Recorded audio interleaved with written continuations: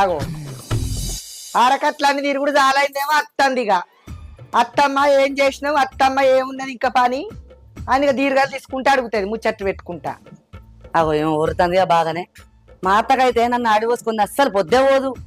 ఛీ, ఏడవద్దు. ఈ ఇళ్ళల్లో దీనస్ అంటూ కూడా ఎవతి లేదబ్బా, ముంగిస ముద్ది.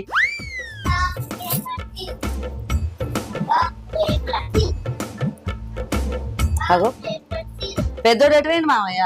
దుకాణకు పాల ప్యాకెట్ పెట్టామా? గీ ఎండకు షాప్ కింద వేడు గాడు. మెత్తది ఏమన్నది? గాడే పోవాల అవత్త నా పోరానికి దుకాణం తోలినమాట ఎందుకు అంటే అద్దాయ మరి దుకాణంలో పోవద్దా?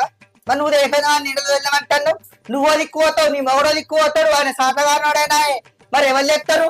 నేను పొయ్యికార చూసుకోవాలి, మళ్ళీ దుకాణంలో పండుకోవాలా? అయ్యో నేను ఎదురుగా అత్తగా ఎల్లకొల్లింటి పోయినా 10 కిలోల టమాటాలు కొనుక్కొస్తారని.